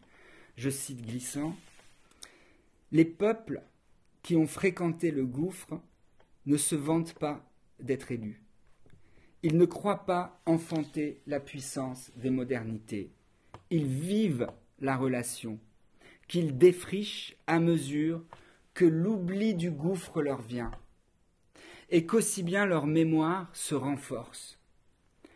Puisque, comme l'ajoute Glissant, si cette expérience a fait de toi, victime originelle flottant aux abîmes de la mer, une exception, elle s'est rendue commune pour faire de nous, les descendants, un peuple parmi d'autres. Les peuples ne vivent pas d'exception. La relation n'est pas d'étrangeté, mais de connaissance partagée. Nous pouvons dire maintenant que cette expérience du gouffre est la chose la mieux échangée. » Fin de citation. C'est ainsi que pour Glissant, l'expérience horrible et triplement traumatique de la traite négrière n'a pas seulement ouvert, comme l'avancent les afro-pessimistes et comme le souligne Norman Ajari, l'éon de la noirceur, mais a aussi désigné le point zéro à partir duquel une nouvelle connaissance du tout de la relation devient possible, c'est-à-dire une nouvelle connaissance de l'ensemble des cultures mises en contact lors de l'éclosion des scènes modernes. Autrement dit, le point zéro à partir duquel le gouffre est aussi projection et perspective d'inconnu. C'est de cette manière et de cette manière seulement que la noirceur, comme nous allons maintenant essayer de le voir, peut se transformer en une sorte d'opacité féconde, en une errance ne souffrant pas l'exil, ni ne se perdant dans le voyage, l'exotisme, mais allant au contraire en errance à la rencontre du tout-monde, de ce que Glissant appelle le tout-monde. Or, c'est précisément pour penser cette errance féconde qu'Édouard Glissant se réfère ensuite à l'œuvre de Gilles Deleuze et Félix Guattari, et notamment au concept de rhizome que ces auteurs développent dans Mille plateaux. Par rhizome, comme vous le savez sûrement, il faut entendre, je cite Glissant, une racine démultipliée, étendue en réseau, dans la terre ou dans l'air. Aucune souche n'y intervient en prédateur irrémédiable. La notion de rhizome maintiendrait donc le fait de l'enracinement, mais récuse l'idée de racine totalitaire. La pensée du rhizome serait au principe de ce que j'appelle une poétique de la relation, selon laquelle toute identité s'étend dans un rapport à l'autre. Fin de citation. Autrement dit, l'image du rhizome, telle que définie par Deleuze et Guattari, semble donc coïncider avec l'idée que Glissant se fait de la poétique de la relation, dans la mesure même où elle parviendrait à combiner d'une manière satisfaisante la possibilité de constituer, plutôt de pouvoir penser l'idée d'un enracinement et donc d'une identité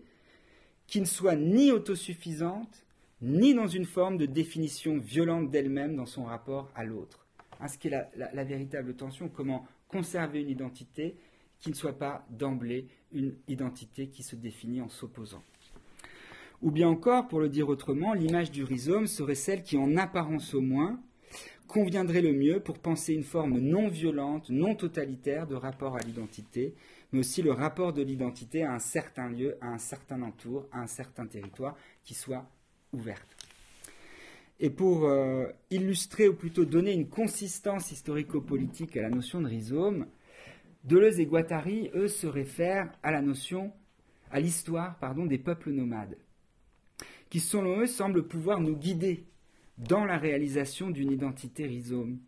puisque les nomades, à l'instar des philosophes sceptiques qui rompent le lien social de par leur relation particulière à la terre, et donc aussi à l'idée d'enracinement, nous permettraient de nous libérer de l'être et de l'identité locale, et donc aussi des notions de sédentarité, de vérité, et plus encore de filiation,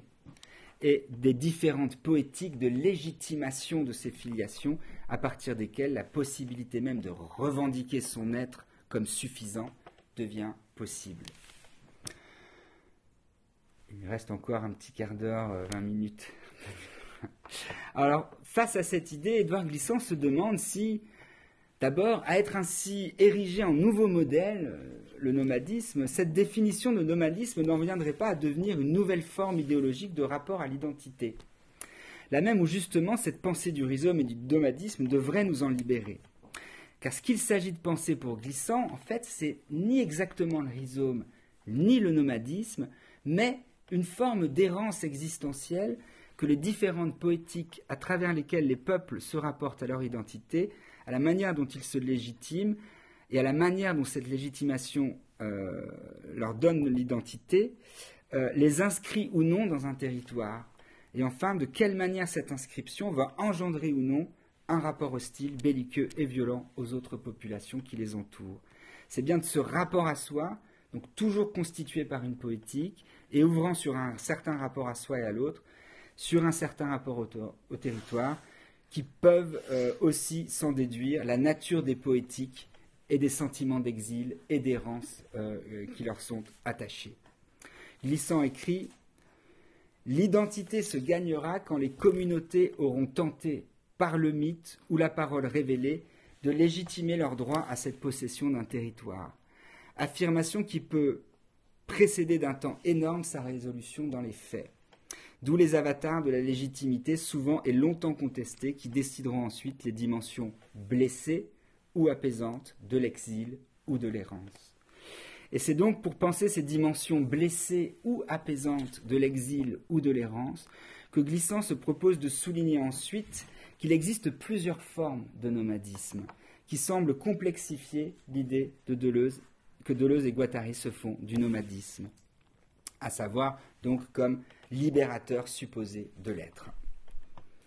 Alors il existe d'abord pour Glissant les nomadismes circulaires, produits d'une nécessité locale, rendant la sédentarité impossible, comme les nomadismes des peuples qui se déplacent dans les forêts, par exemple, ou bien le nomadisme des communautés arawak qui naviguent d'île en île dans les Caraïbes, ou bien encore le nomadisme des cirques qui se déplacent de village en village. Nomadisme circulaire qui, selon Glissant, dénote ce qu'il appelle une forme non intolérante de la sédentarité impossible. Ou bien encore une forme de nomadisme pour qui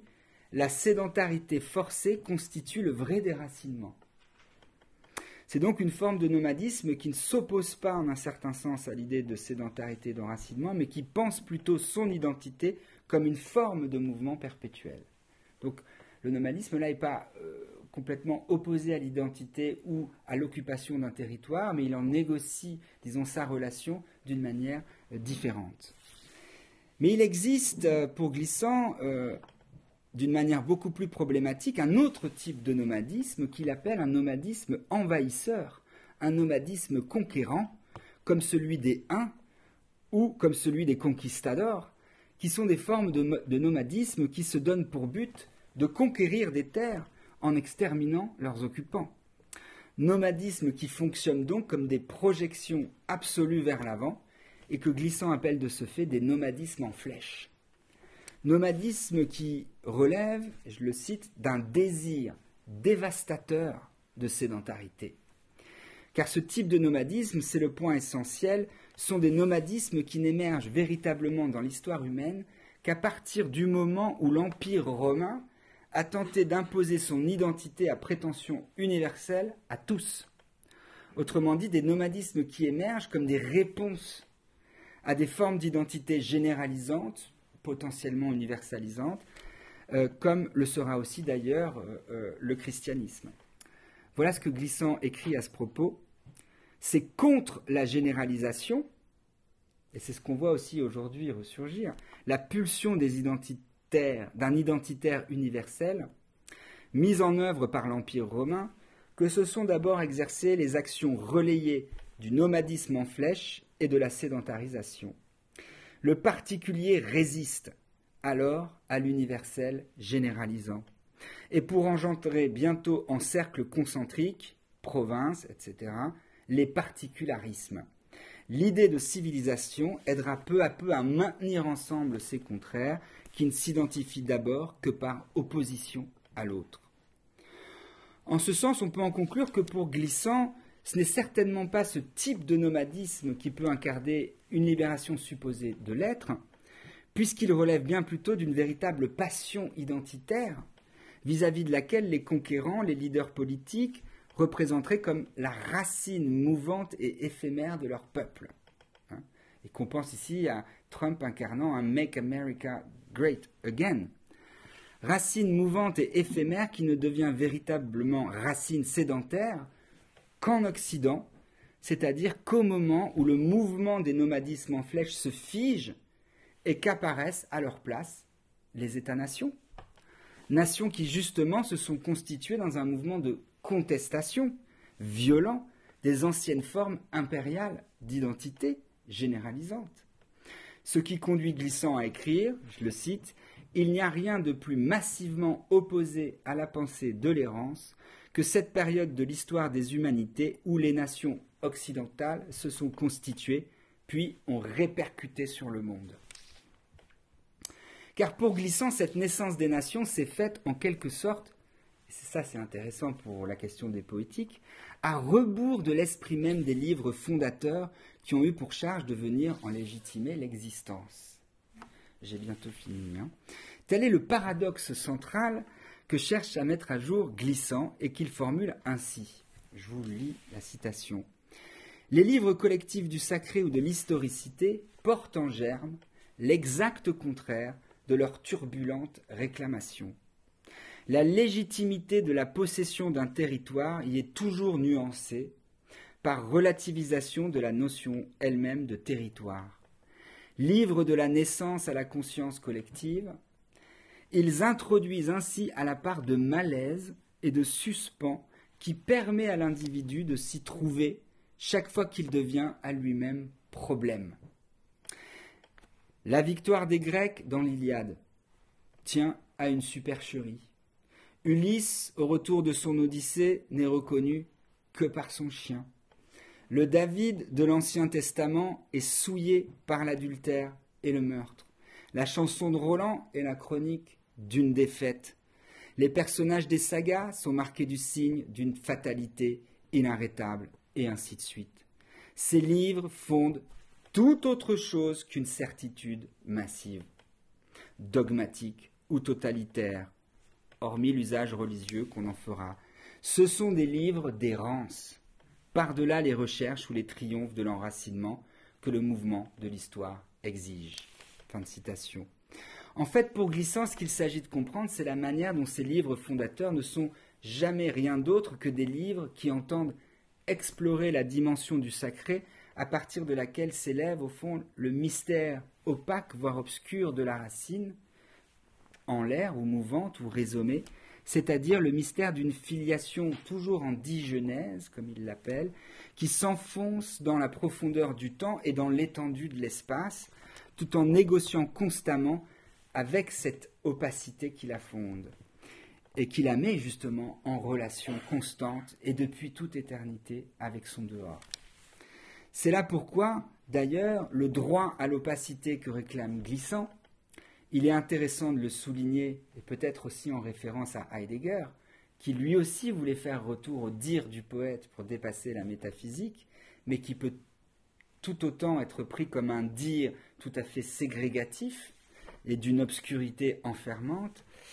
que donc ce droit à l'opacité ne doit nullement se comprendre comme un droit à pouvoir imposer à l'autre l'opacité violente de sa pulsion d'enracinement à travers un dire poétique qui viendrait d'on ne sait où.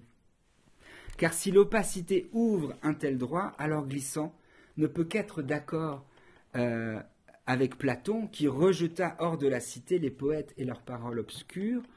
pour que puisse naître, grâce à la clarté du concept et de l'ontologie, la première république démocratique, bien que cette république se soit justement appuyée sur les esclaves.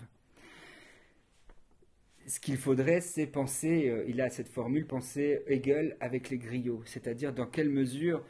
la poétique peut faire retour avec ce garde-fou d'une certaine cohérence de on va dire de la communauté, où ce dire du poète ne viendrait pas être un dire obscur qui exclut. Mais donc, ne nous y trompons pas, le droit à l'opacité que réclame Glissant n'est pas un droit à tenir des propos obscurs, un droit à fonder dans une sorte de parole délirante un pouvoir ou une filiation. Voici ce que Glissant écrit, je le cite, « Quand j'avançais la proposition « Nous réclamons le droit à l'opacité », ou que j'argumentais en sa faveur il y a quelques années encore, mes interlocuteurs s'écriaient « Quel retour de barbarie ! Comment communiquer avec ce qu'on ne comprendrait pas ?» Mais la même réclamation formulée en 1989 devant des publics très divers a suscité un intérêt nouveau. On a entre-temps épuisé, s'il se trouve, l'actualité de la question des différences, du droit à la différence. Fin de citation. Alors bien sûr, en avançant une telle idée, il ne s'agit pas pour Glissant de sous-estimer ce que le droit à la différence a pu apporter de bon. Encore une fois, comme avec Platon, c'est une étape, à savoir de sortir par exemple des théories les plus abjectes sur la supposée supériorité raciale des cultures occidentales, mais il s'agit plutôt pour lui de pointer ce qui, dans ce droit à la différence, peut tendre vers un certain aplanissement ou une certaine normalisation de l'ensemble des différences sous le registre d'un même rapport transparent au savoir. Rapport transparent au savoir qui nous renvoie cette fois au processus d'homogénéisation et de normalisation des différences qu'a produit le développement du capitalisme mondialisé intégré. Car comprendre l'autre au nom de sa différence, cela revient toujours, d'une manière ou d'une autre, à le mettre en rapport avec une norme. Même si cette mise en rapport ne présuppose pas nécessairement d'instaurer entre cette norme et ces différences une hiérarchie. Cela n'empêche que cela implique toujours de pouvoir comprendre l'autre depuis mon propre point de vue, pour que cet autre puisse accéder à l'existence, retour à l'ontologie, et donc que sa différence soit prise en compte sous cette forme. Voilà pourquoi, pour Glissant, il ne s'agit plus seulement pour nous, et je le cite, de consentir au droit à la différence, mais plus avant au droit à l'opacité, qui n'est pas l'enfermement dans une autarcie impénétrable, mais la subsistance dans une singularité non réductible. Des opacités peuvent coexister, confluer, tramant des tissus dont la véritable compréhension porterait sur la texture de cette trame et non pas sur la nature des composantes. Et Glissant d'en conclure, quelques lignes plus loin, le droit à l'opacité n'établirait pas l'autisme, il fonderait réellement la relation en liberté. Car encore une fois, l'opacité dont Glissant entend affirmer le droit ne doit pas se confondre avec la notion d'obscur, car l'obscur c'est d'abord et toujours ce qui attend d'être éclairé, ou bien ce qui se cache dans son retrait, alors que l'opacité c'est ce qui demeurera toujours non réductible, c'est-à-dire toujours singulier. Mais c'est aussi pour Glissant une notion qui convoque la notion de vie, son mouvement, son devenir et les processus multiples par lesquels elle se réalise, sans quoi l'opacité pourrait nous ramener du côté d'une barbarie potentielle, au sens où l'opacité des mythes et des tragédies portait en elle une forme d'obscurité riche d'exclusion. Autrement dit, là où les récits collectifs du sacré convoquent la notion d'opacité pour venir justifier leur désir de sédentarité, potentiellement exclusif et violent, le droit à l'opacité que convoque Glissant nous entraîne plutôt à penser des formes multiples de devenir avec, ouvrant sur une forme inédite de totalité. Car à l'endroit où la pensée occidentale s'est toujours efforcée de penser la totalité à partir de l'unité du concept, ce que désire penser Glissant, c'est une forme de totalité ouverte, en mouvement sur elle-même, autrement dit une totalité sans principe d'unité, qui engage bien plutôt une force poétique, où je le cite, dont nous pensons qu'elle rayonne en place du concept absorbant d'unité. C'est l'opacité du divers qui anime la transparence imagée de la relation. L'imaginaire ne conduit pas les exigences contraignantes de l'idée, il préfigure le réel sans le déterminer a priori. Ce sera la dernière idée que je vais vous expliquer. Autrement dit, là où l'opacité avait pour fonction, dans les mythes ou les tragédies grecques, de fonder l'insondable appartenance d'un peuple ou d'une culture à un lieu, et le concept philosophique de figer cette identité dans une unité abstraite, Glissant tente de mettre l'opacité à la place de la clarté transparente du concept, c'est-à-dire là où l'opacité a à dire la relation, et non là où naguère elle s'efforçait de légitimer de manière obscure un enracinement. Donc la parole du poète ne fonde plus la légitimité, mais elle vient dire la relation. Définition nouvelle de l'opacité qui nous invite donc à opérer une forme de renversement complet de perspective, renversement dans lequel l'identité n'est pas donnée au départ dans une forme d'éclat poétique que le discours philosophique viendrait ensuite rendre transparent à soi-même, je suis ceci ou cela, mais au contraire où cette identité demeure à elle-même et par quelque façon opaque, mais d'une opacité à soi qui ne générerait aucun malaise en soi, accepter sa propre opacité. Aucun raidissement, mais au contraire donc une opacité à partir de laquelle la rencontre de l'autre deviendrait le lieu même d'une transparence poétique d'un dire de cette relation, d'une énonciation dont la singularité seule mériterait d'être portée à la lumière du dire, pour autant que ce lieu de rencontre devienne aussi le lieu d'une éclaircie mutuelle. L'opacité, dès lors, cesserait de représenter un point dans l'autre qu'il faudrait absolument pouvoir éclaircir, comprendre et par là même maîtriser, mais elle deviendrait une donnée qui appartient à chaque être et qui désignerait au cœur de son identité ce qu'il y a de plus vivant et de plus singulier. Opacité donc, qui deviendrait le point commun de tous les êtres vivants, de tous leurs peaux trouées, quelle que soit leur origine, quelle que soit leur culture, quelle que soit leur croyance, et la transparence deviendrait ce qui sans cesse se devrait d'être dit et redit dans la clarté d'une langue poétique sans racines, toujours plurilingue, dans la luxuriance infinie des relations par lesquelles cette opacité féconde de chaque être s'en mêle jusqu'à l'infini à celle des autres. Opacité enfin qui permet à Édouard Glissant d'en conclure ceci, ce sera ma conclusion. Le consentement général aux opacités particulières est le plus simple équivalent de la non-barbarie. Je vous remercie. Voilà.